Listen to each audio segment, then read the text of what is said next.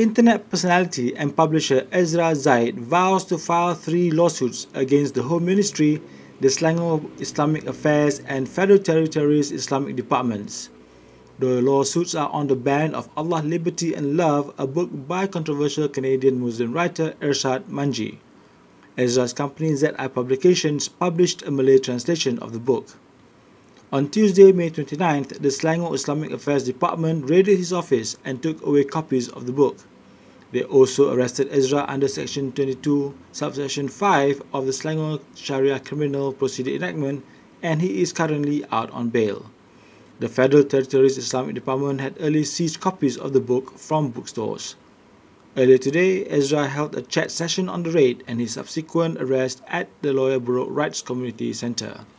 Authors are very simple people. The moment that they get their work translated in another language, it's very personal because they've invested so much time, and for it to be translated into another language, into another society, it means a lot to them. And they write you a short email saying, I'll come by into the country as best as I can because it's great. They know it's like a 500, 1,000 print run. They know it, but it means a lot to them. So when this whole thing came about with Irshad, it was somewhat of a different situation. I went to study political science and philosophy in Vancouver, Canada, and I guess Irshad's first book, The Trouble with Islam, or The Trouble with Islam Today, and she had like very different manifestations of her title because she realized, it needed to be sort of tempered. But anyway, in Canada, she's a Canadian, and she published it to great fanfare in Canada.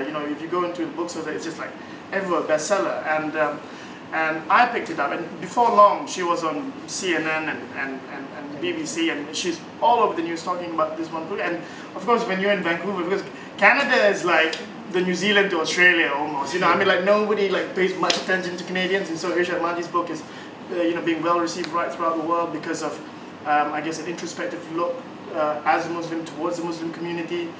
Nobody had done that, male or female, scholarly or otherwise.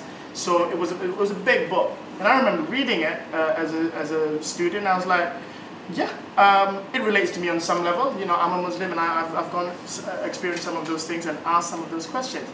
So that aside, years and years later, I become a publisher. And I'm back here in Malaysia. I remembered, hey, I'm in publishing now. I translate. I should contact Irshad and give it a try to see if I can translate that book.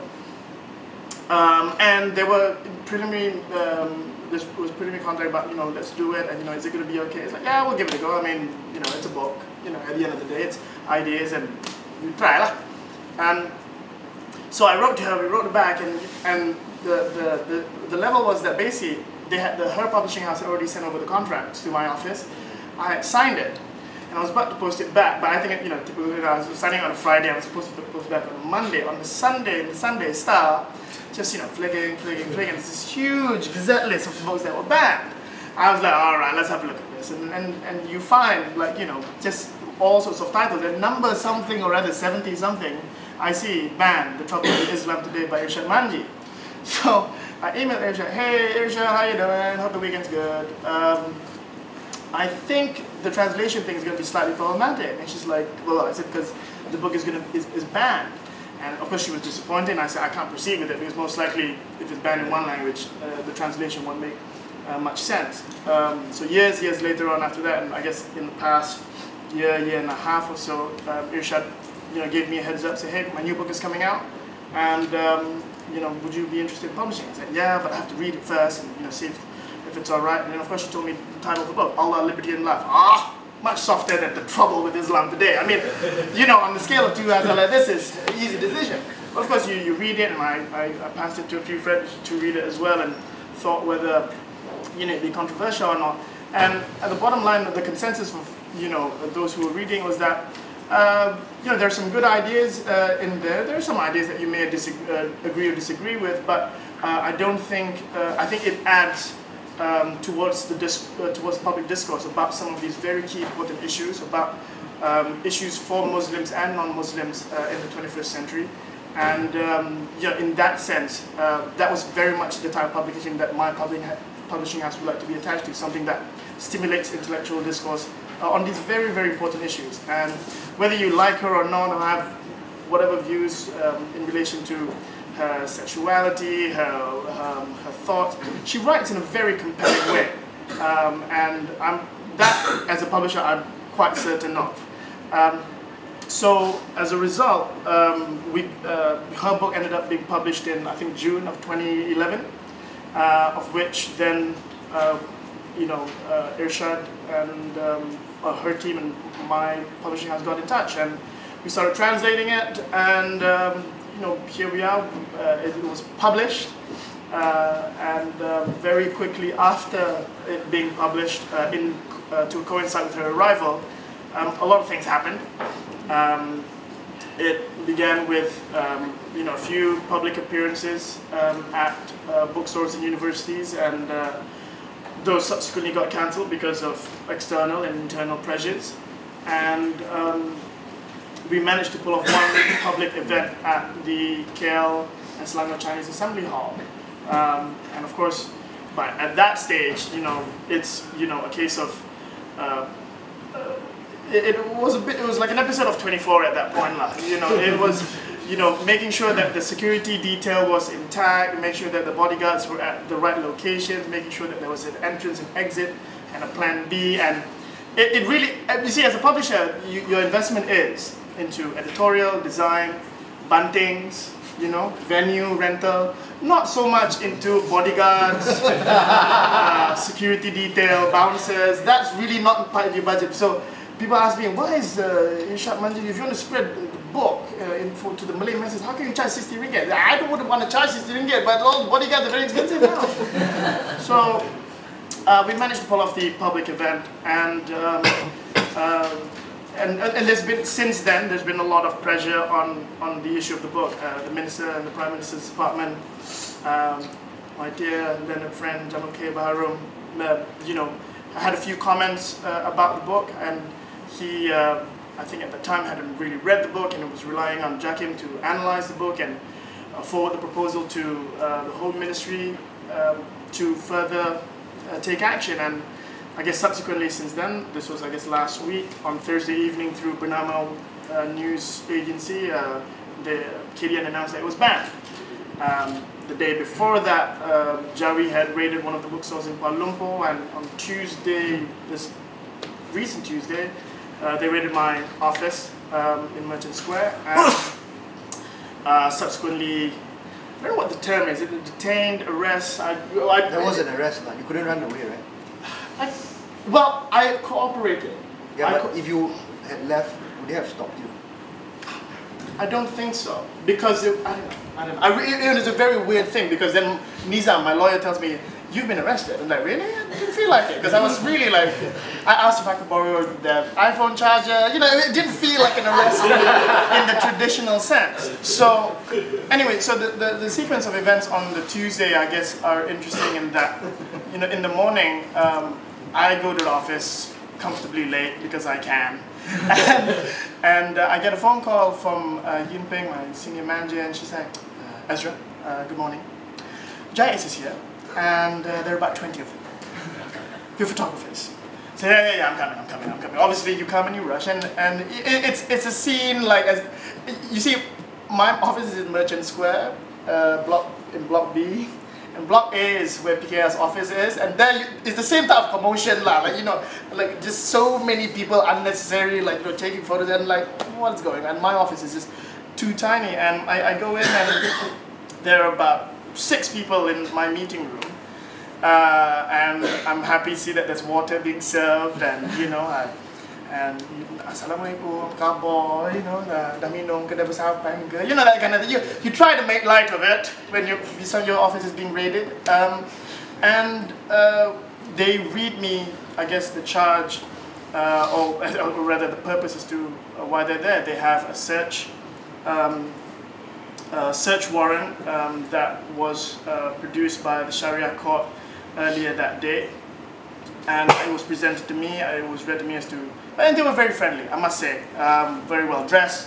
When you think of Jais raiding, there's a certain image. This was not it. This was very sharp, I must say.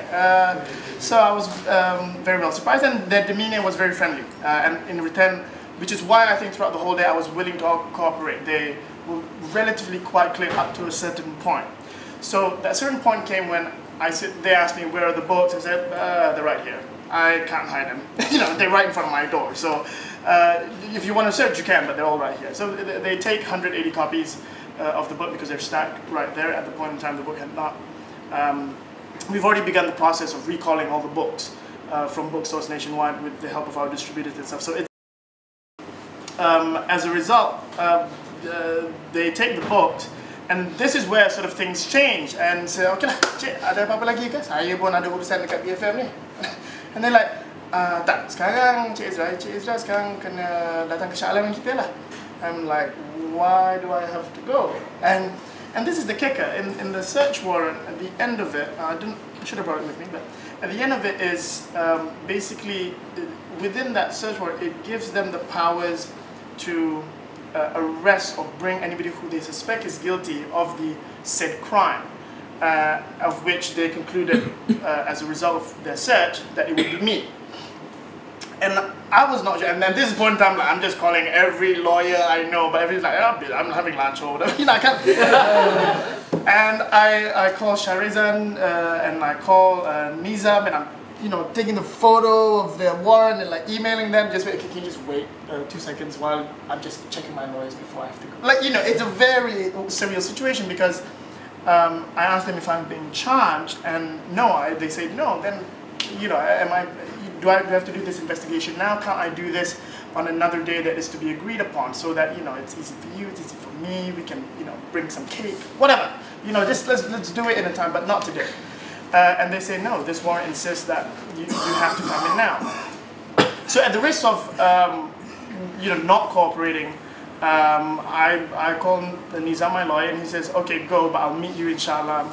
We proceed to go to the police station. I guess they are filing a police report for something with my IC. It's very clear. They're just taking my IC. It's like, where are you going with my IC? No, I'm taking it. It's like, yeah, I know, but don't go far away because that's my IC. So, and then we proceed. And at this point, my headspace is that I'm going to Shah Alam to cooperate with the investigation, and I hope that I can be done in the next 2 hours so that I can get on with my day. And if I'm to be charged, like, let's do it quick, because like, I've got to be on radio at 5, and you know, I have a co-host that is very fierce, and like, so I never try to disappoint her. So so I end up in Shah Alam, and Nizam, my lawyer, is there. My brother is on his way, and my colleague Masram is also there. So it's about the 4 of us, and so now when Nizam comes, he looks at this thing. He's like, "Yeah, I guess you're being arrested," and I'm like, "Okay." And then I go into, I guess, Ustaz Sharum's office. He's the investigating officer of this particular case. He invites me to his office, and he starts asking me some questions, and very basic questions like, you know, how long have you been running a publishing house? How many people working in the office? You know, what are you involved in? I'm involved in publishing, and like, what does that mean? I'm like, well, you know, design, translation, you know, book cover, whatever. And it's very basic question, and it's taking notoriously slow. At this point, it's about 2:45 in the afternoon, and I repeatedly says, you know, if we're going to do this today, let's do it now. But if we're not, I would like to leave, and you know, because this just it's getting nowhere, and I'm really cooperating as best as I can at this point. And he said, okay, well, if we're not, can we do, are we going to court? Are you going to charge me? And he's like, oh, there's no clarification as to what is about to happen thereafter. It's 3 o'clock. He says, okay, we'll go to Mahkamah Syariah Rendah, which is next door. And I'm like, all right, let's get it on. You think, yeah, can we? Is this pretty quick? I don't know how courts work. I've never been like charged and all that kind of stuff. So we go into the next building, and it's about 3:15 now. 3:15. I'm like, okay, I'm sure I'll go in about 15 minutes, half an hour. Fine. Goes, and the news reporters are there, and like, you know, taking unnecessary photos of me smiling and looking evil, and comes around, and we're waiting, and we just don't know what's the hold up. Now, I look for the officer, Ustaz Sharom, and I said, what's taking so long? And you know, he's just pointing to the judge's room. I'm like, okay, fine. But you know, if I'm supposed to post bail, you know, approximately how much? You know, I mean, so that I can have a rough idea to prepare stuff. so he's articulated to me this, I think it's about 5 to 10 minutes before we're going to the judge's chambers, that he's proposing 2,000 ringgit or a government civil servant as surety. I said, what do you mean or?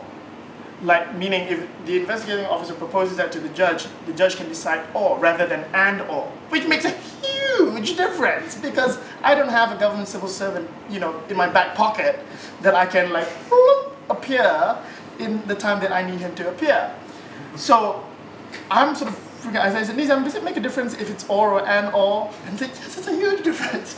So by the time and all that, you know, my brother, he's trying to get the money. He gets the necessary cash of 2,000 ringgit, and we go into the judge's chambers, and we go in, and apparently Nizam is informing, oh good, we're going to the judge's chambers. It's going to be very informal.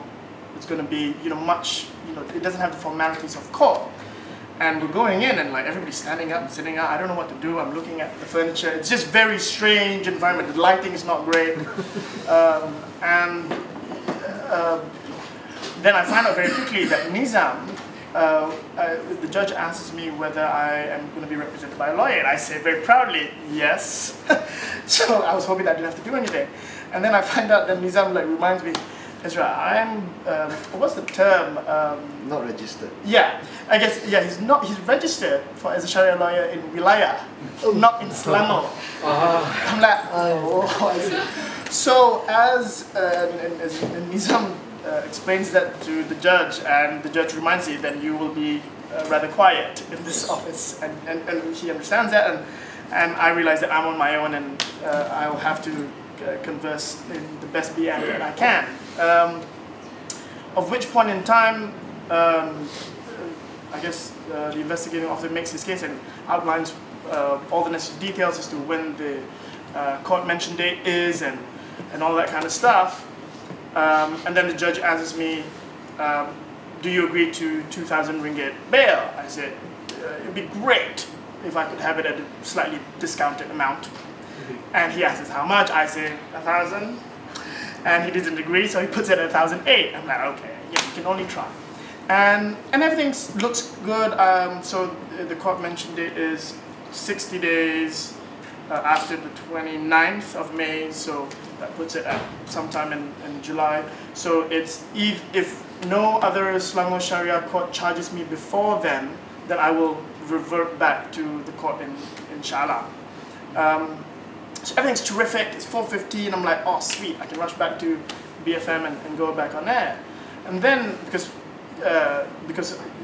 it's, you know, the 1,800 ringgit or the government civil servant, the kind judge was very kind about giving me those options. I said, I'll pay the bail of 1,800 ringgit. Then you find out that the means of how, the method of payment is not as straightforward. Like, you know, I watch a lot of Law and Order and The Practice, and you all grew up with Ali McBeal, and you know, so when you post bail, Paul LA Law, I did forget you. When you're posting bail, you think it's like, oh, it's cash. Apparently, they look at me with like, no, you have to open a CIMB savings account and produce a passbook, of which then I will submit to JAIZ for them for their safekeeping. And I was like, so you want the actual passbook? Because in 2012, in the 21st century, usually just you know, you don't do the passbook thing. My grandma has a passbook, bless her heart, but I don't. And they say, no, you have to open a new savings account. And say, okay, you want me to open a new savings account, and it's 4:15, right? Banks close at 4:30. So what I'm being told now is that I have 15 minutes to open a bank account, deposit the money into the savings account, have all the passbook chopped and everything, and bring it back to JAIZ before the bank closes. Or the option is, as at 4:15, I have 1 hour to find a government civil servant. Both options are pretty, like, you know, not great. So at this point in time, I mentioned before that I was with my brother and my colleague Mushroom, and my brother and my colleague, they rush over to the nearby building, the Selangor UMNO building, which has a CIMB branch. They rush there and basically are pleading with the bank to remain open for me because I'm, about to, be in this particular predicament. Of which in time, not only do they need to go to the bank to hold them up, I actually need a document from the registrar or the court interpreter so I can bring that letter, go to the bank and do so, or find the government servant. Now, the folks at JAIS at this point in time is like, well, the document to do is going to take some time. Yeah, I know, so let's get on with it so I can head over to the bank. And of which in time then they also tell me and my lawyer Nizam, it's like, well, we can't really do it because the bank's going to close anyway. And of which you know that if I don't do this, I'm going to spend the night at the Malay, which is not very appealing. It's not the way you want to spend a Tuesday evening. My brother's all the way there, and we're insisting for them to speed up the process. By then, I get word that the bank is willing to stay open until I get there. So all I need to do is bring the document, bring myself, and I can do it. When I inform the officers at JAIS that, please hurry up with the paperwork because the bank is going to wait, you could see just sadness over their faces that, the bank was willing to, bank dia tunggu ya. It was just really upset, which is great, but of course at the same time, I'm still trying to look for a government civil servant just in case there's a hitch up. And yeah, it's bad. I don't know any government civil servant. I'm calling people, are you a government servant? And the ones that I know are retired, and that doesn't count apparently.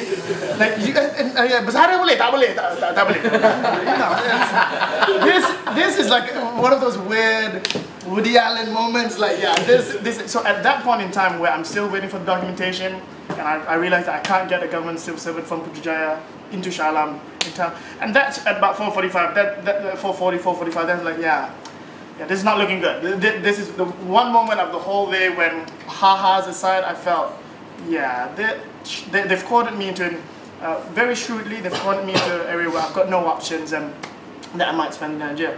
We get the documentation, we're rushing over to CIMB. This is about 4:40, 4:40, 4:45. And you're just Jason Bourning it. Suddenly you are like this, running machine, and Nizam is just like, Nizam, catch up, and I'm just running over the bank. And CIMB, bless them, they opened the doors, managed to do all the paperwork, deposit, open, sign, and they did it so swiftly. And not to say that the corporate world doesn't have any heart, but I think in a situation like that, when they didn't have to keep the doors open, when they didn't have to process the application of opening a savings account, they did so very swiftly. Not the, it's the end of the day, give me 5 minutes. And they understood the circumstances, and for that I'm very greatly appreciative towards them and their professionalism. And I got it in 10 minutes, or 5-10 minutes. It was very swift. Rush back into the car, drive back to JAIS, which is about another 5 minutes away. And by all this, it's about 5:05, 5:10. JAIS closes at 5:15. So, I give the documentation over, and I look at the registrar like, hello, don't try to hide now. I've got my passport. Take it, and we get all the and 5 minutes to spare. 1,800 ringgit later, without being charged, I did not spend the night at the Balai. And I guess what was disappointing out of the whole process was, and I guess I'm quite naive in situations like this because it's never happened to me, but I was very willing to cooperate with JAIS. I had received a lot of SMSs, be careful with what you say with them, and of course, you try to be as circumspect about these situations as best as you can, but I take certain things, at face value, and if you ask me a question, I answer as best as I can, and I cooperated, and they cooperated with me as best as they could.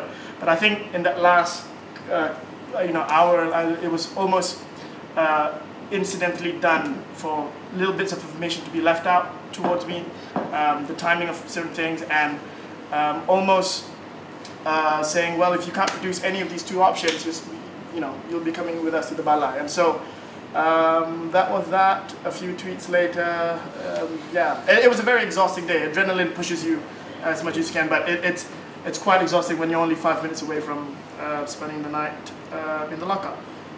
Yeah, I guess here we are today. I guess as a result of that, the legal options thing has come up. My publishing house has been considering, of course, filing a suit for a judicial review towards the ban by the Home Ministry. So that's A. And then B, of course, we were very upset that Jawi raided one of the bookstores in KL even before the book was being banned. And of course, there are questions about whether Jawi has the jurisdiction to raid bookstores and seize books. 3, my arrest and the confiscation of books from my office. And is there anything else that we pursuing a legal challenge for? I mean, that's where it stands right now. And more than anything else, it's a case of wanting the rule of law to take its proper place. I don't mind if you agree or disagree, or if you feel that confiscating a book is what's necessary. But even so, there is due process, and that due process was not followed. A lot of things were absent, and in that sense, I'm just a businessman and a citizen trying to make sense out of a lot of this, and it was very, very difficult to do so, because it becomes a whole shade of gray. You do not know what it is that they can and what they can do, and now it's that time where initially I was considering legal challenges. Now it's like, yeah, we definitely will, just because I think other publishers would like to know how this will affect the titles that they publish and the authors that we pursue. And this affects not just me, it affects bookstores, it affects distributors, it affects writers, translators, editors. It's a whole entire industry.